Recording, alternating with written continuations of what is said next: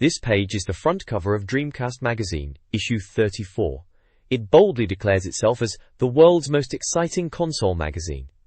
Classic Dreamcast branding is all over it, with the swirl logo smack bang in the middle and the name Dreamcast large and clear at the top and bottom. It also covers the years 1998 to 2002, which neatly encapsulates the Dreamcast's lifespan. It's a simple and effective cover. The next page is split in two halves. The left side is a full-page advert for Cheats Unlimited, proclaiming itself as the world's #1 for cheats and guides. It's got a very 90s vibe, with a picture of a scantily clad woman holding a water pistol, promoting their premium rate phone lines for cheats. They boast over 10,000 cheats and tips, and list a massive number of game titles, covering pretty much everything you could imagine, from aero dancing to zombie revenge. If you were stuck on a game back in the day and didn't have the internet handy, this is where you'd phone, though it would cost you a pretty penny per minute. The right side of the page is the contents page for Dreamcast Magazine issue 34. It's laid out over an image of the Dreamcast console and controllers. Very stylish. The page highlights the main sections of the magazine, including Gone But Not Forgotten, which looks back at the highs and lows of the Dreamcast, and a feature on the best ever shoot-'em-ups, with screenshots from games like Outrigger, Quake 2i Arena, MDK2, and Starlancer, all stone-cold classics in the genre on the Dreamcast. There's a reviews section listed with games such as Cannon Spike and Heavy Metal Geomatrix being covered, plus regular features like As of Cheats, a directory, and Dream On. This page really sets the tone for a good look back at the Dreamcast and what this issue has in store. Gone But Not Forgotten reflects on the Dreamcast's brief but impactful life. The article fondly remembers the console, acknowledging its early success in the US and Japan before its untimely demise. It highlights the initial excitement, calling the end a nightmare. Sega's final console venture is explored. The article details the Dreamcast's diverse game library, showcasing titles like Soul Calibur, Shadowman, Shenmue, Crazy Taxi and more, reflecting the console's range of genres. The article also emphasizes the Dreamcast's pioneering efforts in online gaming, despite the market not being fully prepared, with Phantasy Star Online being a lasting example of its online innovation and dedicated fanbase.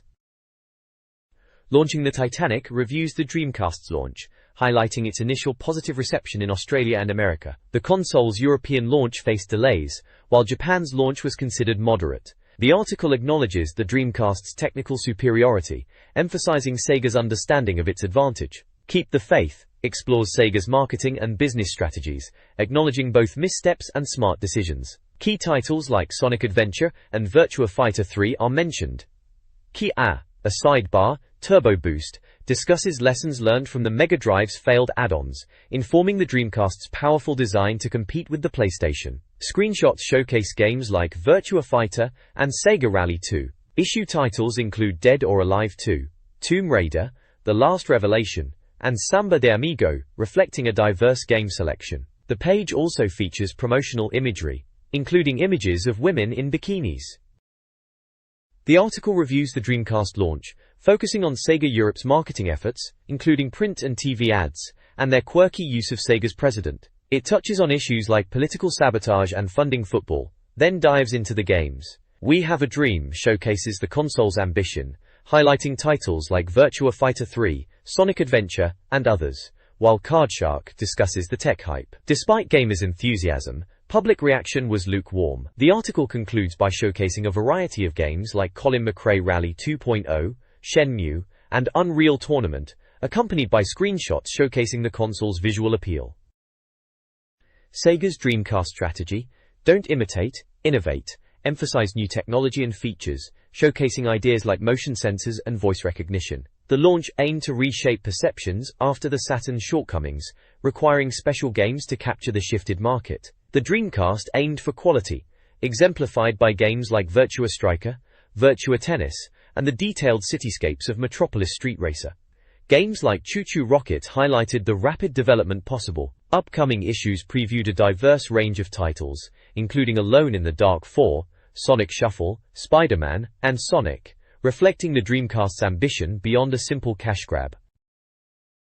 The next page reflects on the unfortunate end of the Dreamcast, a truly great console with so much potential. It mentions Sega's financial troubles and the difficult decision to halt production of the Dreamcast in March 2001 after suffering losses, despite slashing the price of the console and having some brilliant games already available, like Virtua Fighter 4, which looked stunning at the time. It talks about how Dreamcast owners were still enjoying titles such as Shenmue, Soul Calibur, and Phantasy Star Online, and reminiscing about playing games like Tomb Raider 3 on other consoles. The page suggests that buying a Dreamcast was still worthwhile even at the end, with plenty of great games available at bargain prices. It also highlights upcoming issues of the magazine covering Shenmue 2, a feature on What I Call Gaming for 2001, a list of 28 essential Dreamcast games, reviews of 268 games, Phantasy Star Online Ver 2, and finally, the end of the Dreamcast era. This page is all about Conflict Zone. Looks like a review for this RTS game. It's being touted as possibly the last proper third-party game for the Dreamcast, which is quite something.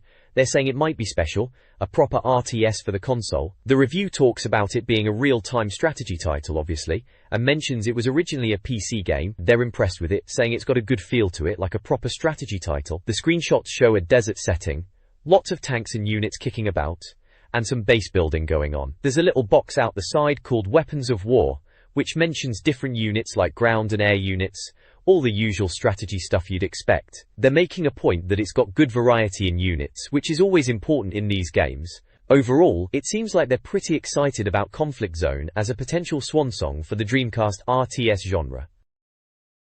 The next page delves deeper into Conflict Zone, picking up where we left off. They're discussing aspects of the game like the terrain, mentioning landscaping, and noting there are 4 different terrain types from jungle to Arctic. However, it seems they're not overly impressed, saying they all look a bit samey in-game and don't make a massive difference to how you play. Then there's a section on the fog, referring to the fog of war, naturally. They reckon it's alright, does the job, but nothing particularly special. They mention AI issues with units getting stuck, which is a bit of a downer. On the plus side, they bring up the camera in I Spy with My Little Eye. They seem to be quite pleased with the camera, calling it one of the better aspects of the game, saying it's easy to use and gives you a good overview of the battlefield, which is crucial in a strategy title. They wrap up by saying that at the end of the day, Conflict Zone will offer a few hours of messing about in skirmish mode. Conflict Zone receives a lukewarm review, with the headline questioning if it's a fitting end for the Dreamcast. The game's terrain is criticized for blandness, despite offering different environments. AI issues, where units get stuck, are also highlighted. Positively, the camera is praised. The review's judgment section uses cryptic categories, and a second opinion suggests it might appeal to strategy newcomers. The reviewer even suggests the alternative game, Hidden and Dangerous, implying Conflict Zone's shortcomings. The Dreamcast rating is a disappointing 55%, with low scores for visuals and gameplay. Overall, the review paints Conflict Zone as a disappointing experience. War. This page reviews Cannon Spike, labeling it a mindless arcade shooter that is easy to pick up and play, even suggesting Grandma could get into it. It's positioned as a classic arcade experience brought to the Dreamcast. The review mentions the game's simple controls, allowing movement and shooting with just the stick and buttons. It points out the power trip system, where each character has unique weapons and special attacks. They highlight the bright visuals and big arcade shooters. The review suggests that while early stages might seem simple, later stages demand proper skill. The screenshots show fast-paced action, with characters battling robotic enemies and bosses. One image has the text Revenge of Kabuki, and another mentions Lady Hanya. Another image has Get 'em Off, and references Ghosts and Goblins and Arthur in relation to character design. The review ends with a slightly harsh comment, implying that if you're not enjoying it, you might as well scoop out your grey matter into a nearby bin, suggesting it's a game you'll either love or hate. This page continues the review of Cannon Spike, digging deeper into the game's finer points. Under the heading Going Downhill, it points out that while the initial stages are accessible, things get properly tough later on, so don't expect a complete walk in the park. Firing Blanks addresses the game's repetitive nature, but argues it's inherent to the classic arcade shooter experience, suggesting it's part of the appeal for fans of the genre, like Smash TV. Spiked then praises the game's replay value, noting the incentive to unlock everything, and the satisfying gameplay loop. Isna Trouble focuses on the Isna character fights, highlighting a particular spike in difficulty where you'll really need to be on your toes. The Dreamcast opinion section features quick takes from Rick Blue, Bob Green and Ken Brown, all broadly agreeing that if you're after that classic Smash TV style of gameplay, Cannon Spike delivers. The judgment section then breaks down the score into canon and cannot aspects, giving a quick visual verdict. A second opinion reinforces the simple, addictive nature of the arcade shooting action, emphasizing its pick-up-and-play quality. For those seeking similar thrills, alternatively suggest checking out Millennium Soldier, Expendable, and Fighting Force 2. Finally, the Dreamcast rating provides a breakdown of scores for visuals, sounds, gameplay, and value, resulting in an overall score of 54%. This review examines Capcom's Heavy Metal Geomatrix for the Dreamcast, their final release on the console. While acknowledging Capcom's past successes, like Resident Evil Code Veronica, the review suggests this title may disappoint. Sections like Death Metal and Hot Metal critique the gameplay, highlighting enjoyable moments but also acknowledging flaws. A critical quote labels the game listless and unappealing. The review features screenshots of the game's futuristic environments and character models. An info burst section provides background on the Heavy Metal comic series. Despite the game's fighting genre and 1-to-2 player mode, the review's tone is ultimately negative, indicating the game doesn't live up to Capcom's potential or the Dreamcast's legacy. This page showcases a review of Capcom's Heavy Metal Geomatrix, a title they released right at the end of the Dreamcast era. The review, titled Gang Warfare, delves into the game's mechanics and presentation. It mentions that several big names from comic books were involved in the game's creation, referencing folks who worked on Heavy Metal magazine and Judge Dredd comics, which is quite interesting pedigree. The review highlights the combat style, noting the use of long-range weaponry like bazookas and rocket launchers, alongside close-quarter combat and swords. It touches on the random nature of attacks from enemies, and the possibility of being stabbed at the buttons sounds a bit chaotic. There's a section called Metal Head, discussing the suitably rock-like audio tracks.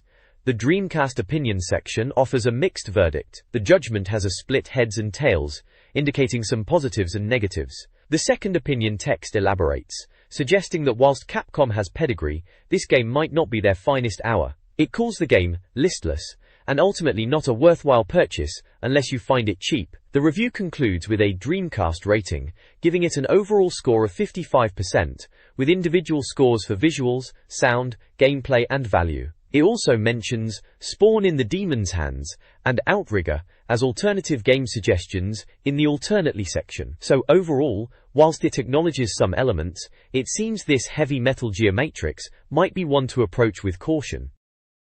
Freestyle Scooter is a Dreamcast game heavily inspired by Tony Hawk's Pro Skater 2, but with scooters. The review notes easy-to-learn gameplay in urban environments, featuring character customization with unique looks, including a red-haired character and a character with a monkey companion. The game involves rescuing friends kidnapped by a giant robot.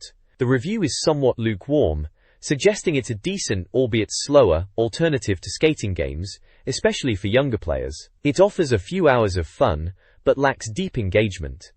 The Dreamcast opinion presents contrasting viewpoints, one from Razor and Beard. The overall Dreamcast rating is 62%, with visuals scoring highest at 81%. Gameplay and value are lower, at 60% and 59% respectively. The game is deemed acceptable, potentially appealing to scooter enthusiasts, but failing to fully capture the excitement of its skateboarding inspirations. This page features a review for Outrigger, a first-person shooter on the Dreamcast, and it looks like a proper online blaster. The review highlights the gorgeous visuals, massive weapons, and tons of levels, posing rhetorical questions to emphasize these points. It seems to be an online-focused game, judging by the online play mentions. The review seems generally positive, noting the graphics are top-notch, and they are impressed by the amount of content. It mentions Sega, adding an entire mission mode that can be played through 4 classes with 15 missions in each class.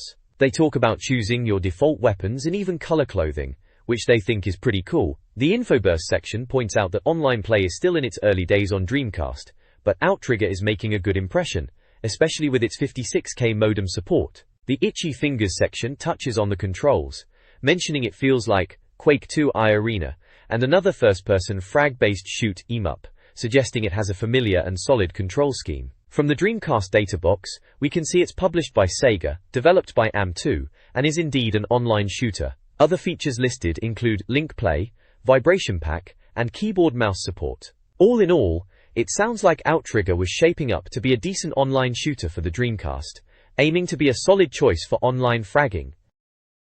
This page continues the review of Outrigger, delving deeper into the gameplay and features. It kicks off by mentioning the game's arcade roots, highlighting how it evolved from its arcade beginnings. The review talks about the tick-tock element, describing the game's time-based mechanics, where it's a first-person shooter with an emphasis on speed and precision within timed stages. They point out the strategic element of weapon selection in the weapon of choice section, and how you can customize your loadout and even your character's colors. Guns Out for the Lads discusses the level design, suggesting it promotes constant action and keeps players engaged. There's a quote mentioning that if Outrigger had online play, it would have scored around 96%, but due to its absence it's marked down to 92%, which they playfully call bad, eh? The Judgment and Second Opinion sections strongly recommend the game, praising its visuals and gameplay despite the lack of online multiplayer, and they suggest Quake 3 Arena and Unreal Tournament as alternative titles if online play is a must. The Dreamcast rating box at the bottom shows a fantastic overall score of 92%, with visuals at 94%, sound at 91%, gameplay at 92%, and value at 80%. It's clear they think it's a top-notch title, even without online functionality. This page features a review of Quake 2 Arena for the Dreamcast, and they are certainly excited about it, calling it the daddy of all fragfests, and highlighting its arrival on the Dreamcast with online play. The review emphasizes the online deathmatch experience. In the Fragulike section it talks about how enjoyable it is to jump online and frag opponents, especially with a keyboard and mouse setup for precision. The guys at Raster Productions are getting a pat on the back for the conversion work in a section titled, Going on First Impressions. They reckon they've done a proper job. Quake Rattle and Roll touches on the history of PC storm shooters, putting Quake in context. The Infoburst box confirms the release date of the 17th of December 1999, and that it was talked about at ECTS 99. There are screenshots showing the frantic in-game action and a glimpse of the keyboard and mouse setup. Overall, they are very impressed with how Quake 2 Arena has been converted to the Dreamcast, and are clearly anticipating some serious online carnage.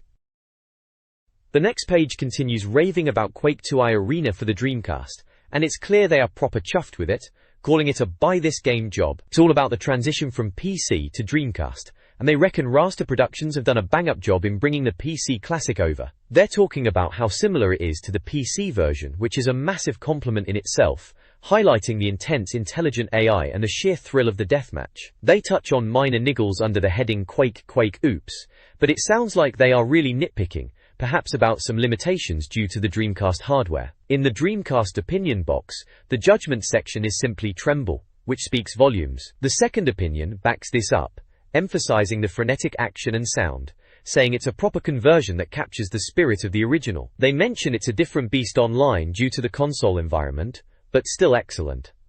The Dreamcast rating gives it a stonking 90% overall. Visuals get 88%, sounds 94%, gameplay a solid 93%, and value 86%. The page ends with a strong recommendation, saying, aside from a few small problems, we see no alternative but to say that you really must go out and buy this game. Sounds like a must-have for any Dreamcast owner wanting some fast-paced online fragging.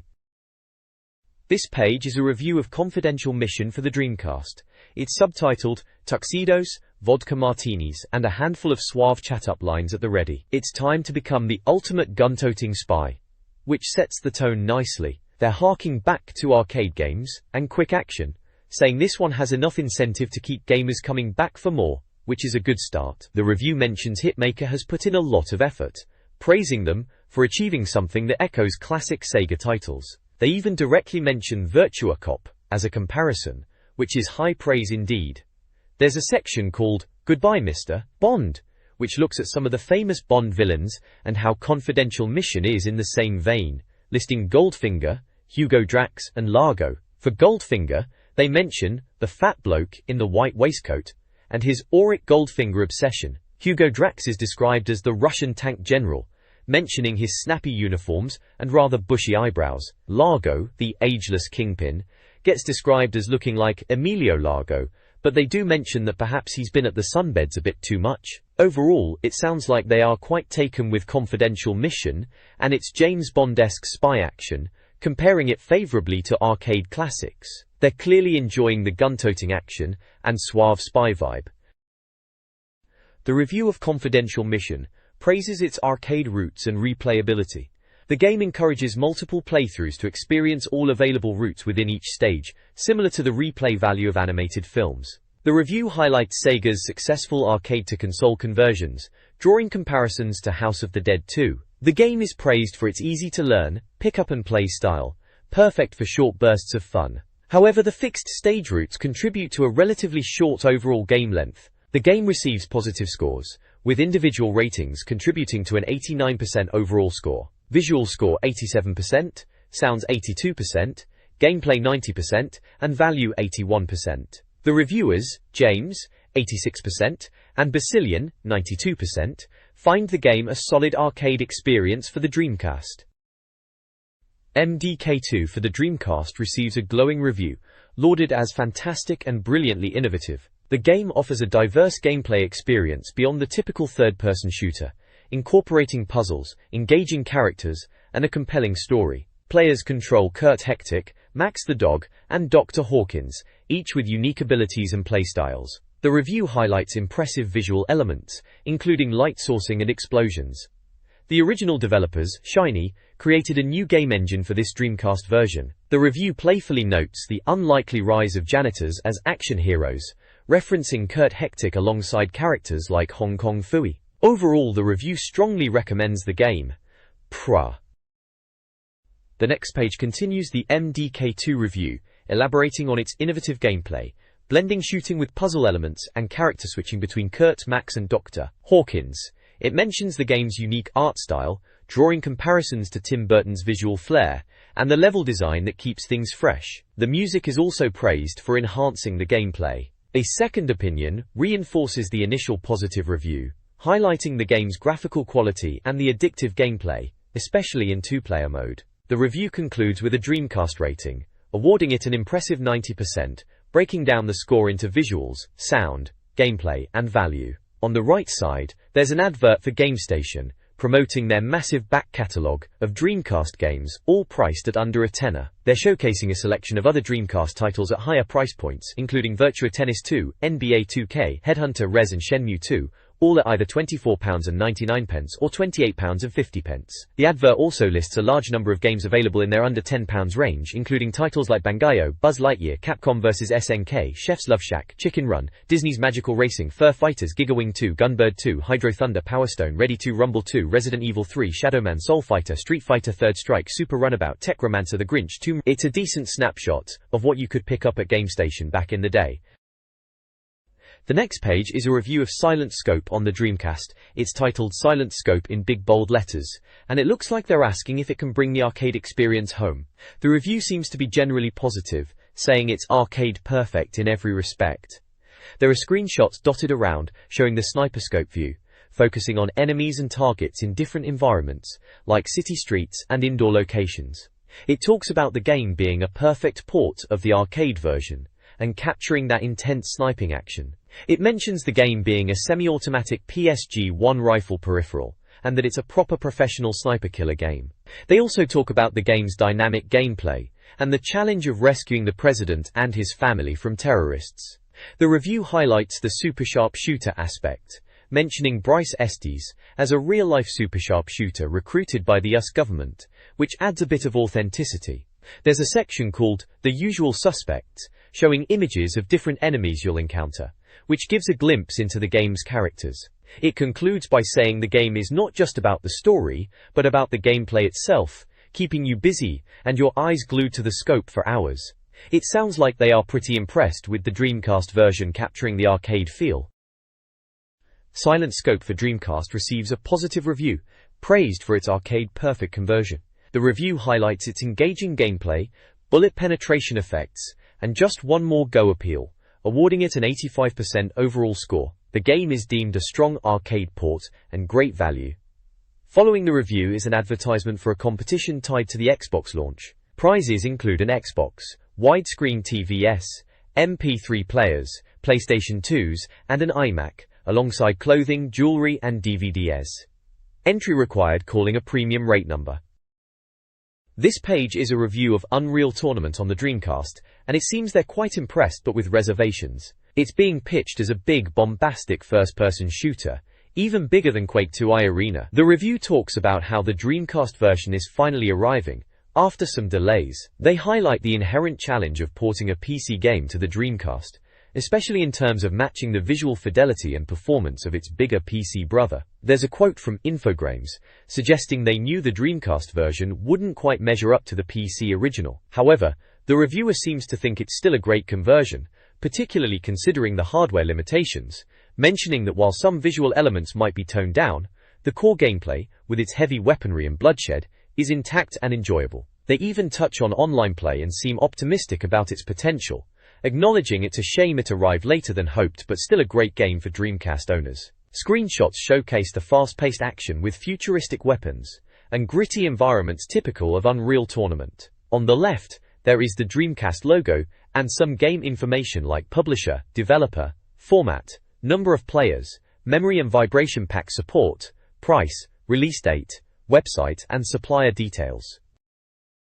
The Unreal Tournament review continues, highlighting the game's fast-paced, adrenaline-fueled action, comparable to Quake 2 Arena. Level design is praised for its tactical depth and variety, with Capture the Flag and Domination modes being particularly strong. The review also discusses weapon selection, emphasizing the importance of choosing the right weapon for each situation, showcasing the hand cannon, enforcer, pulse gun, and flat cannon. However, a major drawback for the Dreamcast version is the removal of online multiplayer, a feature expected to be central to the experience. An infoburst compares the Dreamcast and PlayStation 2 versions, acknowledging the Dreamcast's visual advantage but lamenting the lack of online play, which the PS2 version offers. Screenshots confirm the explosive, futuristic gameplay.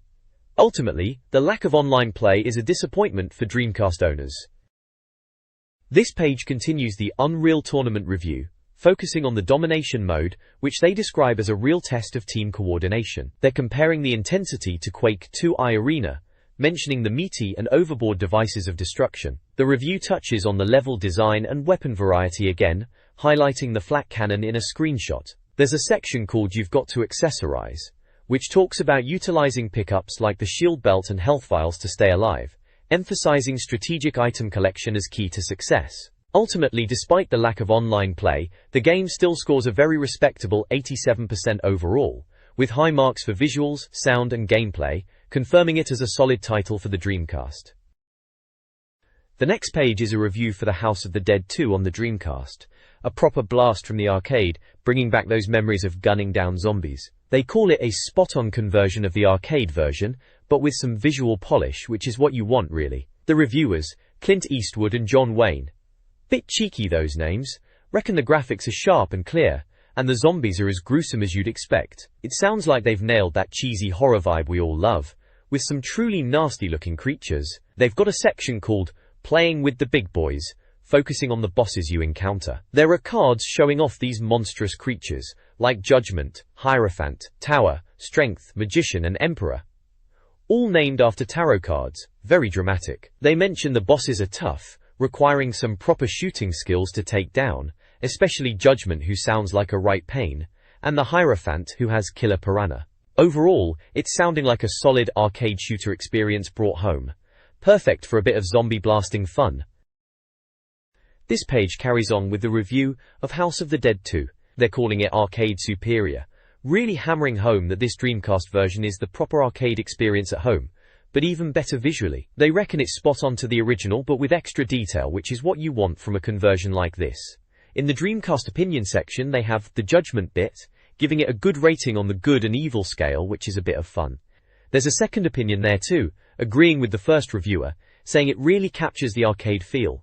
As an alternative game they've suggested Hidden Soldier Expendable. The Dreamcast rating gives it a fantastic 91% overall, with top marks across visuals, sound, gameplay and value, so they're clearly impressed. There's also a quick draw McGraw section giving you tips on how to improve your shooting skills for the game. Around the edges you've got your typical ads for Dreamcast consoles, games, accessories, and even internet services. But the main thrust is still about how brilliant House of the Dead 2 is shaping up to be. This page features a review of the Dreamcast game Starlancer, which they're clearly very excited about, calling it Dreamcast Ultra. They reckon the Dreamcast is finally pushing into space games in a big way with this one.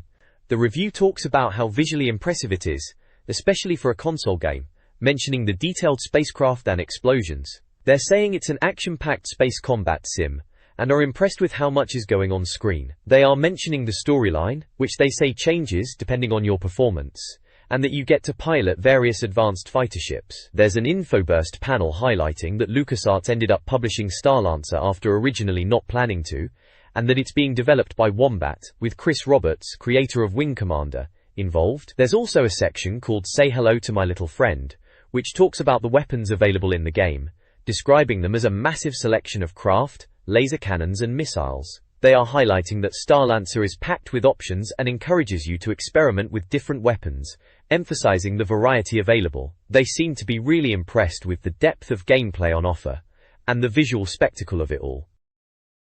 The next page continues the review of Starlancer, giving it a massive 93% overall. They've got a judgment section, splitting hairs on Star and Boyle, whatever that means, but they're both clearly top marks. One reviewer reckons it's like nothing else on the Dreamcast, praising the visuals, gameplay and sheer excitement. The other reviewer, in second opinion, seems to agree, calling it a must-have, and highlighting the incredible graphics, diverse missions, and the fact you can even blow out the cockpit glass, a nice touch. Below that there's an alternatively section, suggesting if you fancy something similar, go for Gundam 2 or Armada. They've broken down the score into Dreamcast ratings, giving visuals 94%, sounds 89%, gameplay 92%, and value a whopping 97%. Clearly, they think it's worth every penny. There's a section called Going for Gold that mentions in-game currency and upgrading your ship with better weapons and kit, adding to the depth. And finally, the online frontier talks about the multiplayer aspect.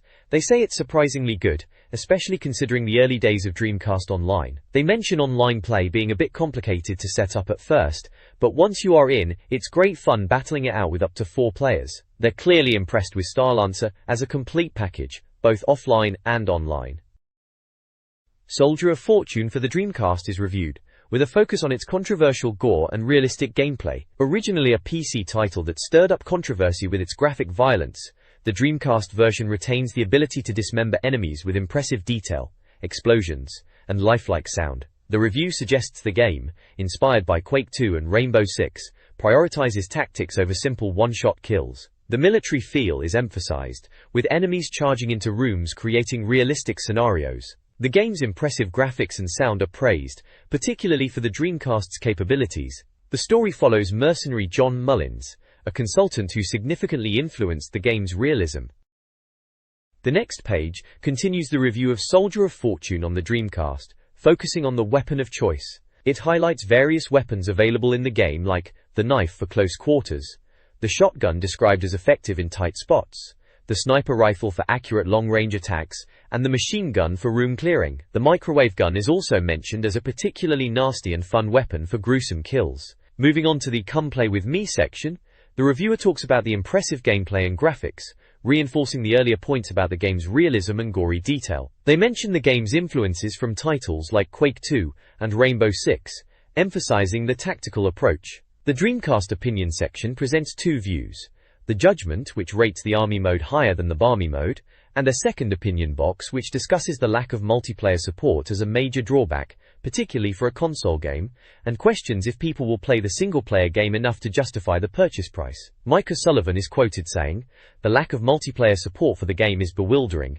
a fatal flaw in its makeup." Finally, the Dreamcast rating is revealed as a solid 86%, broken down into visuals 93%, sounds 90%, gameplay 83%, and value 85%. Alternatively, the magazine suggests Quake 2 Arena as another option. This page showcases a cover of a magazine called Cube, clearly dedicated to the Nintendo GameCube, asking, "Who said cubes have to be square?" Mario from Mario Sunshine is front and center, shouting "World First!" Mario Sunshine and boasting about exclusive content like Time Splitters 2. The cover also mentions ISS 2, Agent Under Fire, Pac-Man World 2, Soul Calibur 2, Wave Race Blue Storm Guide, Sega Soccer Slam Driven, NBA Street, Burnout, Agent Under Fire, Bloody Roar, Pac-Man World 2, GQ World Soccer 2002. It's definitely a look at what the GameCube was offering at the time. Then on the right, it's a page crammed with adverts for games and consoles. Telegames is advertising Atari Jaguar and Atari Lynx, 2 consoles and games, also highlighting excellent offers on PlayStation 2, with bundles, including extra controllers, memory cards, and even games like Metal Gear Solid 2 and Ridge Racer 5. There's an offer on a Game Boy printer paper too. Further down, King Cat Entertainment is pushing anime merchandise, including Dragon Ball Z and Sailor Moon figures and DVDs. Dial-A-Prize is also advertising a prize draw where you can win PS2 and GameCube consoles and anime figures. It's a real mixed bag of older consoles and newer generation stuff like the PS2 and GameCube all vying for attention. This Dreamcast Solutions page provides cheats, tips, and guides for a variety of games, listed alphabetically. Highlights include unlockables and cheats for 4-Wheel Thunder, Aerowings 2, Airstrike, Army Men, Sarge's Heroes, and Buggy Heat. Buster Move 4 offers unlockables via button combinations and passwords. Capcom vs SNK details how to unlock characters using versus points. Choo Choo Rocket features puzzle tips. Crazy Taxi and Dave Mirra BMX have various mode unlocks and character options.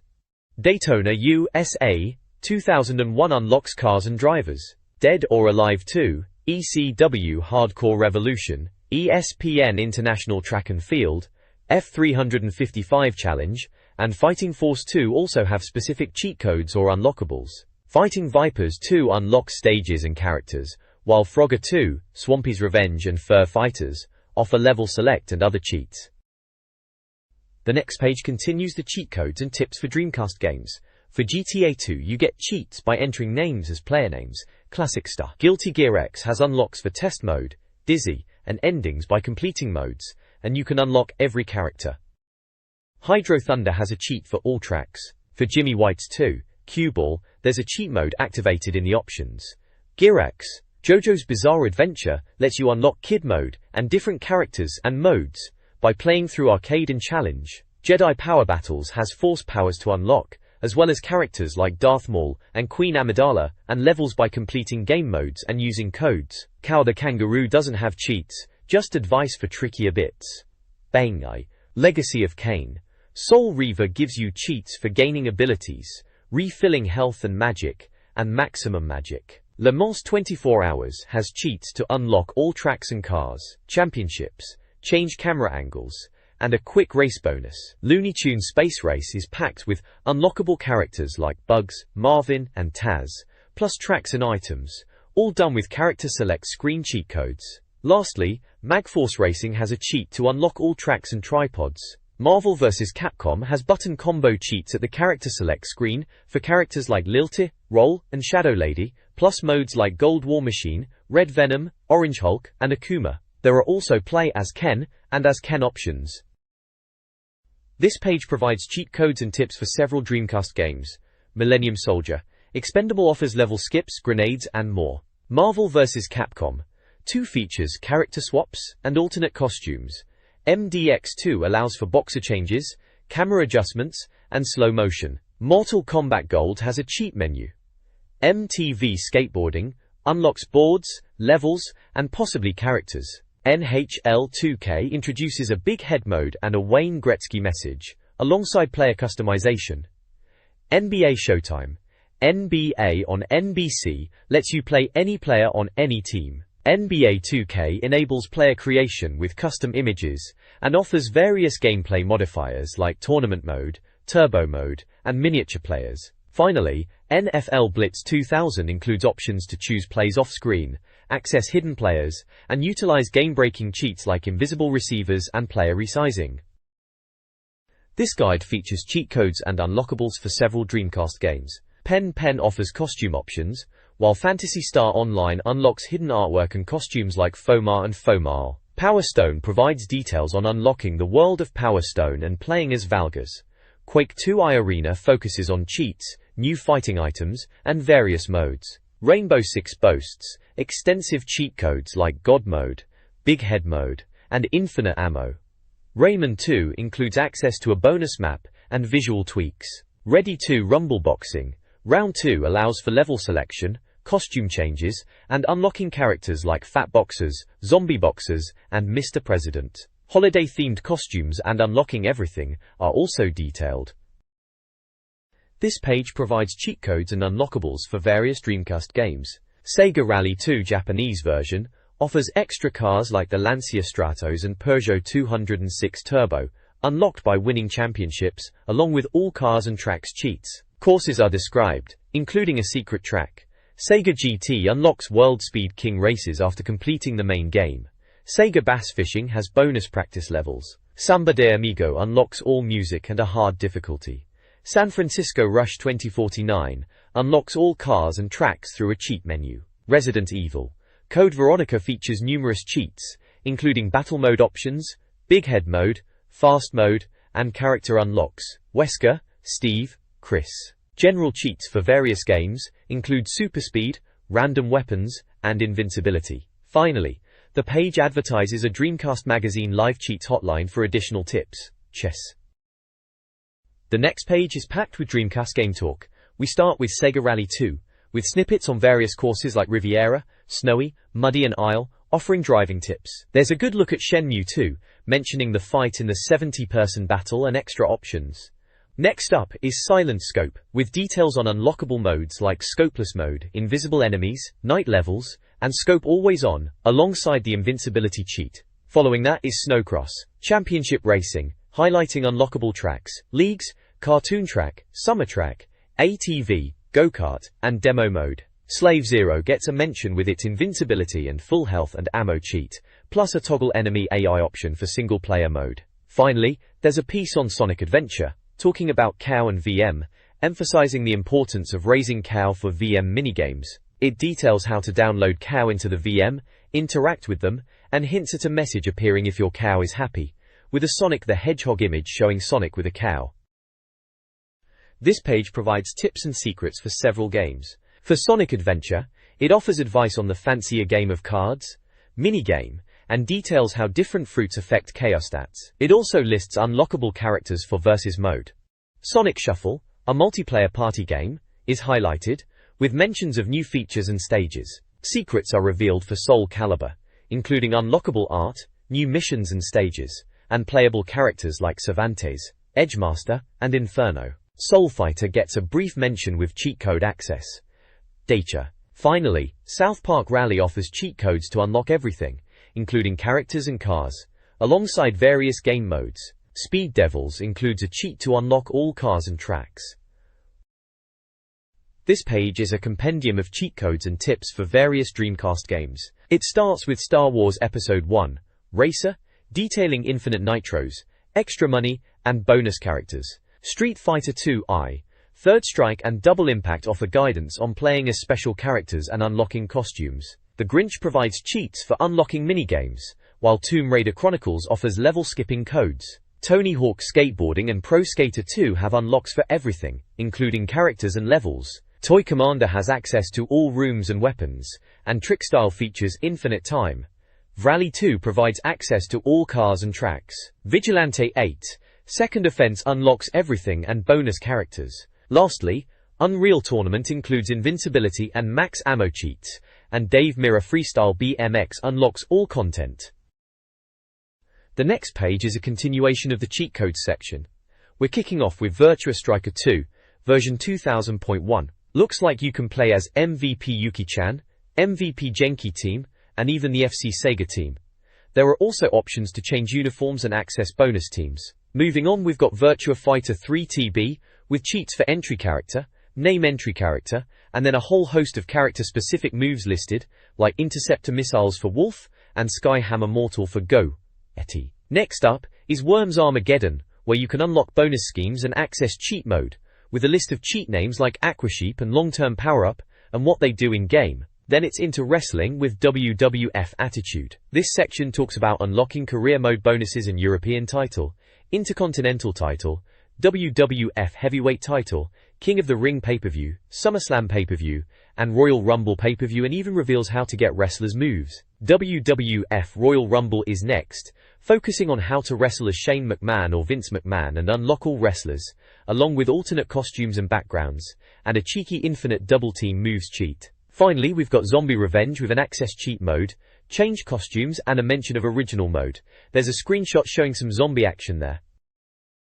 This webpage is primarily an advertisement collection. The left side prominently features an ad for XBM Magazine, a UK-based Xbox gaming magazine, touting in-depth news, previews and reviews, with its 5th issue launching April 4, 2002. The right side is filled with smaller ads. These include advertisements for premium rate services like Jokeline Central and hilarious wind-up calls too, which offer prank calls. Other ads promote one-to-one private text chat and text chat with explicit themes, alongside an ad for logo creation services. Finally, there's another advertisement for wind-up calls, providing more details about the service and sample calls, promising a way to listen in while the prank unfolds. The page focuses heavily on advertising, with little content directly related to the Dreamcast. This Dreamcast magazine features a directory of Dreamcast games, organized by genre. Each entry includes a brief summary, icons denoting player numbers, VM compatibility, online play, and peripheral support, and a score out of 100%. The directory showcases a diverse selection of titles, from action-adventure games like Armada and Carrier, to fighting games such as King of Fighters, Evolution, and Street Fighter Alpha 3. Other genres include puzzle platformers like Intrepid Izzy, racing games, sports titles, and even quirky entries like Ill Bleed and The Typing of the Dead. The directory serves as a comprehensive snapshot of the Dreamcast's game library, helping readers explore and potentially discover new games. This page continues the Dreamcast game directory. It's still categorized by genre, showing action-adventure, beat-em-up, driving racing, party puzzle, shoot-em-up, sports, and strategy simulation titles. There are many games listed with brief descriptions and scores out of 100. Under action-adventure, Resident Evil Code Veronica is highlighted as a best of genre, being called the definitive version of the timeless platform title. Soul Calibur is a best of genre for beat-em-ups, praised as the most gorgeous-looking game with depth of characters and fighting choice. MSR is the best of genre for driving racing, noted for its comprehensive and original driving gameplay on any console. Choo Choo Rocket is the best of genre in party puzzle, described as a crazy game of cat and mouse and one of the most addictive puzzle games. Starlancer is the best of genre for shoot-em-ups, hailed as top-blasting action and online play. Tony Hawk's Pro Skater 2 is the best of genre for sports, a testament to its near-perfect gameplay. Hidden and Dangerous is best of genre for strategy simulation, being called a gripping and immersive experience. Essentially, it's a handy guide for Dreamcast owners looking for recommendations across different genres, pinpointing some of the top titles in each category. This Dreamcast directory highlights genre-defining games. Action-adventure's best is Resident Evil Code Veronica. Soul Calibur reigns supreme in beat-em-ups. Driving and racing's top pick is MSR. Choo Choo Rocket takes the party puzzle crown. Starlancer shines in shoot-em-ups. Tony Hawk's Pro Skater 2 dominates sports, and Hidden and Dangerous leads strategy simulation. An import directory lists games unavailable in some regions, like Aero Dancing F, Arabian Nights Prince of Persia 3D, Capcom vs SNK Pro, Cosmic Smash, and Guilty Gear Xtra. Each entry includes a description and a rating out of 100, offering a guide for those interested in import titles. This page catalogs Dreamcast games, presented in a table format with scores, publisher info, and features. The content covers various genres and continues the previous page's highlighted titles. A game voucher offers savings on games. Game On advertises discounted Dreamcast titles like Sega Rally 2 and Sonic Adventure. Advertisements promote other game retailers, including GameStation and New Age consoles, the latter specializing in online sales for Dreamcast, PlayStation, and Ken 64 games. Additional ads feature ringtones and logos from moby.co.uk, and a humorous, Get a Mate Irate service offering wind-up calls.